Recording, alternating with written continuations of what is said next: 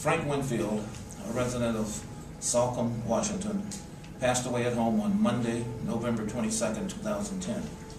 Frank was born in 1948 in Kansas City, Missouri, to Frank and Ann Elizabeth Winfield. He attended high school, I believe it was Central High, is that right, Frank? Central High in Kansas City, and graduated with a BS in mechanical engineering, just barely, from the University of Missouri at Rolla in '71.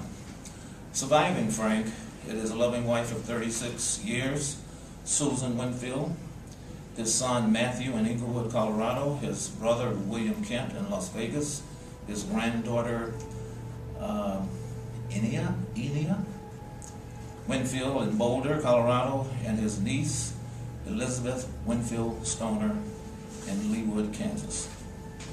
And thank you very much, Elizabeth, for pulling this together. It was very appropriate and very nice of you to do that. Thank you.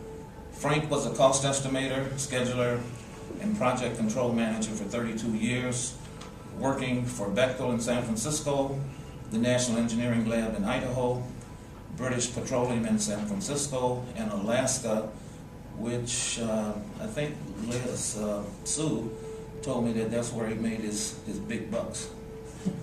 And theft money is what I heard. And SNC Lavalin in Bothell, Washington. With BP, Frank was project control supervisor for the Prudhoe Bay Sea Lift 82 to 87. A gifted athlete. Well, I don't know if I would put it that way.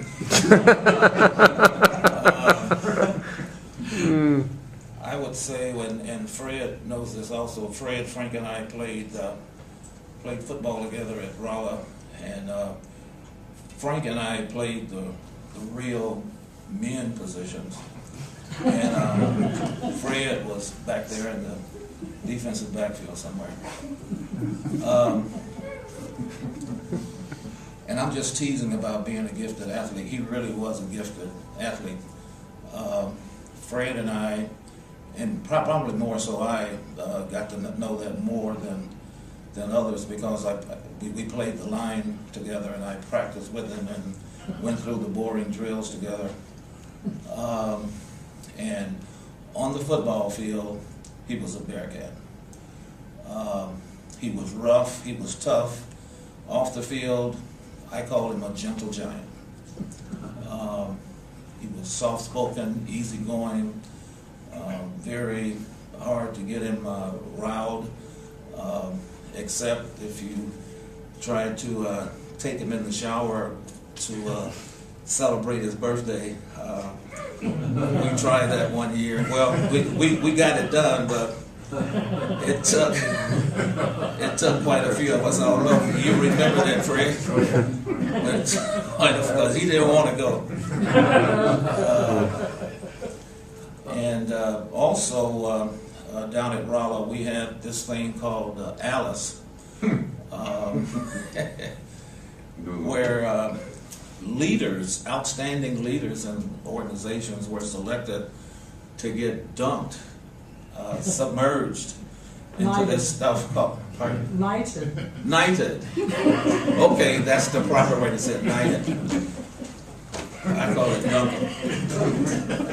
And since we're in church, I won't tell you all of the ingredients that were in this stuff.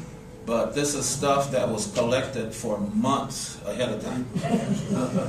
And Frank was one of our outstanding leaders in A5A, and so we honored him by selecting to have him dunked in this stuff. And of the years that I was in school there and witnessed this, I was never, honored like that, which I'm thankful that I was. But the year that Frank was selected, another outstanding athlete was selected also, Bob Nicodemus, who happened to be a 4.0 mechanical engineering, blah, blah, blah, all-world football. But I bring up Bob because Bob was one of these Arnold Schwarzenegger type guys And the folks that were doing the submerging, they were able to get Bob and dunk it. And when it was Frank's turn, you guys will remember this, the way they would do it is all of these big burly guys from the St. Pat's board would come over and get the person to be dunked.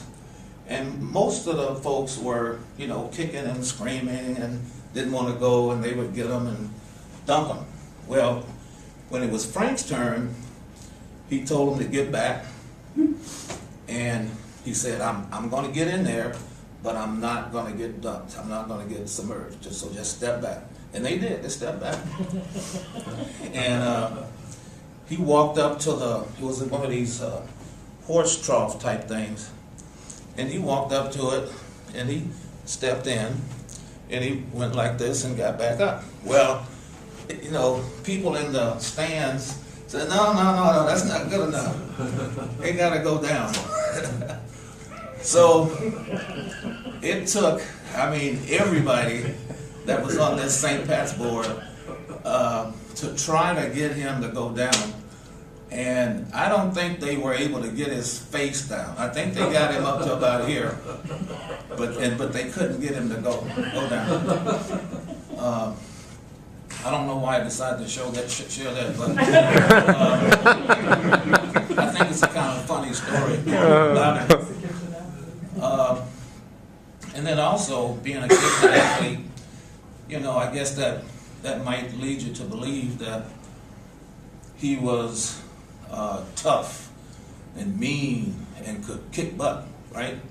Gifted athlete is not a nice, easygoing, oh, I won't hurt you kind of guy.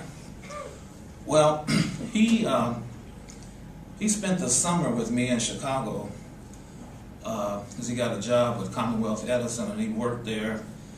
And I gave him some rules of the road because I lived in the hood. And, you know, so I don't care how big and bad you are, in this hood, you don't mess around. You don't. I told him some things not to do. Well, you know, he was used to easygoing Kansas City, I guess, where everybody's friendly and, you know, no big deal. And so I come home from work one day, and he tells me that he got mugged. You know, he said he just went up to the corner grocery store, and some little punk with two other guys said, give me your money, and he gave him the money. Well, you know, being a gifted athlete doesn't necessarily mean that you're the sharpest tool in the toolbox and that you're this big and brave guy. Although, on the football field, Fred and I know this, and some of you in the room know this, that Frank laid many people on their back. He was an outstanding football player, and as a result, he became the second student football player at Rolla to be named All-American, the first black to be named All-American. He was also a member of Alpha Phi Alpha fraternity.